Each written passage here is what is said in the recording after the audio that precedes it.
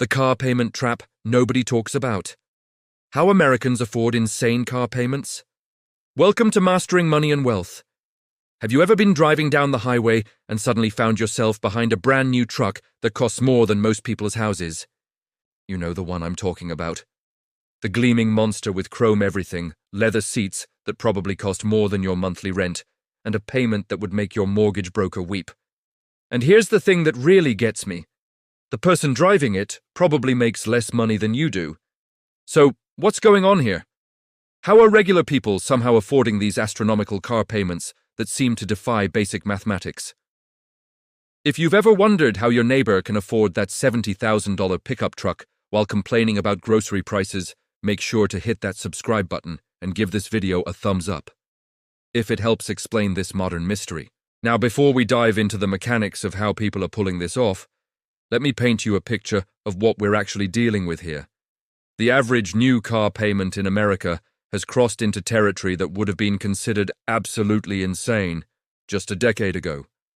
We're talking about monthly payments that exceed what many people pay for rent, and yet, somehow, millions of Americans are signing on the dotted line every single month, driving off the lot in vehicles that cost more than the median household income. But here's where it gets really interesting. Most of these people aren't secretly millionaires hiding their wealth. They're not crypto billionaires or trust fund babies. They're teachers, nurses, mechanics, retail workers, and office employees. Regular folks with regular jobs who somehow found a way to make the numbers work, or at least they think they did. The truth is, there's a whole system designed to make these impossible payments seem possible. And understanding how this system works isn't just about satisfying curiosity. It's about protecting yourself from making a financial decision that could derail your future for the next 7 to 10 years. Let's start with the most obvious question. How much are we actually talking about here? Because when we here at Mastering Money and Wealth tell people the average car payment numbers, they usually assume we're making them up. The average new car payment has climbed to over $700 per month. $700. That's the average payment for a regular new car purchased by a regular person. But it gets worse when you start looking at trucks and SUVs, which have become the default choice for most American buyers. These payments routinely exceed $900 per month. So, how are people doing it? The answer lies in a combination of factors that have fundamentally changed how Americans approach car buying. The first factor we need to talk about is the death of the 4-year loan. Remember when a car loan was short? Those days are dead. Today's car loans routinely stretch 6, 7, or 8 years into the future. The appeal is obvious. If you spread that $60,000 truck payment over 8 years instead of 4, the monthly payment drops significantly. Suddenly, that truck that would have required a $1,500 monthly payment over 4 years becomes manageable at $900 over 8 years. The monthly number looks reasonable, which is exactly what the buyer focuses on. But here's the trap. By extending the loan term, they're dramatically increasing the total amount they'll pay. That $900 payment over 8 years costs you an extra $14,000. Even worse, they'll be making payments on that truck long after it's worth a fraction of what they paid for it, trapped in what's called negative equity. But extended loan terms are just the beginning. The second major factor is the 0% trap and the trade-in game. Walk into any dealership and you'll see signs advertising 0% APR. Here's the truth. The cost of that financing is built into the price of the vehicle. You're not getting both the deal and the discount. Then there's the trade-in game. People roll their existing negative equity into a new loan for an even more expensive vehicle. Their loan balances keep growing even though they're making payments every month. It's a financial hamster wheel that creates customers for life for the dealers. Perhaps the most concerning trend is how normalized these extreme car payments have become. This is the result of decades of marketing that has convinced Americans that their vehicle is an extension of their identity. Your truck isn't just transportation, it's a statement about who you are as a person. They don't sell cars anymore. They sell lifestyles, dreams, and social status. This emotional manipulation makes it much easier for people to justify payments that would otherwise seem completely irrational. But let's get back to the practical mechanics of how people are actually making these payments work in their monthly budgets. Because even with extended terms and emotional justification, $700 to $1,200 is still a lot of money for most households. This is where things get really creative. And by creative, we mean potentially disastrous for long-term financial health. Many people are essentially restructuring their entire financial lives around their car payment. They're treating it like a mortgage payment and adjusting everything else accordingly. They'll eat ramen noodles for lunch every day while driving to work in a vehicle that costs more than some people's houses.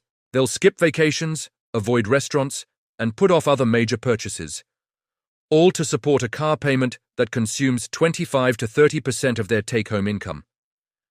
Some people are taking on second jobs specifically to cover their vehicle expenses, using their expensive truck to generate the income needed to pay for that same expensive truck.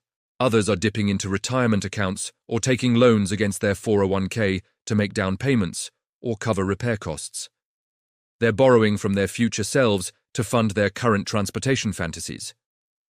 And the most concerning trend we've seen at Mastering Money and Wealth is people taking out personal loans or home equity loans to cover down payments. They're leveraging their homes to buy cars, which fundamentally misunderstands the purpose of both assets. Now let's look at the multiple payment meltdown. Many of the people making these extreme sacrifices aren't just doing it for one vehicle, they're doing it for multiple vehicles. It's not uncommon to find families with 2 or 3 car payments running simultaneously. Suddenly, we're talking about combined car payments that exceed what most people pay for housing. The hidden costs really start to pile up. There's the insurance component. Insuring a $60,000 truck costs significantly more than insuring a $20,000 sedan. For families with multiple expensive vehicles, insurance costs can approach or exceed $500 monthly. Then there are the maintenance costs.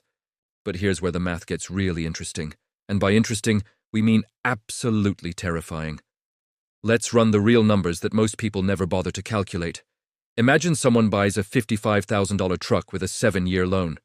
When you add up the principal, interest, insurance, fuel, and maintenance, this person will spend over $130,000 on transportation over 7 years. At the end of those 7 years, they'll own a vehicle that's worth maybe $15,000. They've essentially paid $130,000 for the privilege of driving a $15,000 truck. That's wealth destruction with heated seats. The most depressing part is the opportunity cost. If someone took that $800 monthly payment and invested it in a simple index fund earning 8% annually, they'd have over $70,000 after 7 years. That means the true cost of the truck is not just $130,000, it's the $70,000 in missed investment gains. The psychological trap is what we call Automotive Stockholm Syndrome. Once someone commits to these extreme car payments, they become emotionally attached to their financial captor. The truck isn't just transportation anymore, it's a reflection of their identity. They defend their truck payment with the same passion they defend their family. The automotive industry has spent billions researching exactly how to convert these emotional responses into loan signatures. The mystery of how people are affording these insane car payments, then, is solved. They aren't. They are simply deferring the cost and destroying their future wealth for the sake of current status. To truly afford reliable transportation without destroying your financial future, you need to ignore the seductive monthly payment and focus on the overall cost. Here at Mastering Money and Wealth, we advocate for 4 fundamental rules of responsible car buying that will help you break free. The 20-3-8 rule. We recommend a 20% down payment, a 3-year loan maximum, and a total transportation budget of no more than 8% of your gross income. Master the power of the used vehicle. Buy a reliable vehicle that is 3 to 5 years old. Let someone else absorb the initial 50% depreciation hit. You buy value. The original owner bought status. Prioritize reliability over status. Choose a vehicle based on objective longevity data, not marketing hype. Safeguard your emergency fund by minimizing the chance of major repairs. The opportunity cost calculation. Always calculate what that monthly payment could do if invested instead. The most luxurious decision you can make is to pay yourself first. Don't fall for the trap. Prioritize financial freedom over automotive flash. The real symbol of success isn't the car you drive. It's the size of your investment portfolio and the date you achieve financial independence. Hit the like button if this video helped illuminate this modern financial trap. Share it with someone considering a new car purchase, and subscribe to Mastering Money and Wealth for more strategies on building lasting financial power. Thanks for watching, and we'll see you in the next video.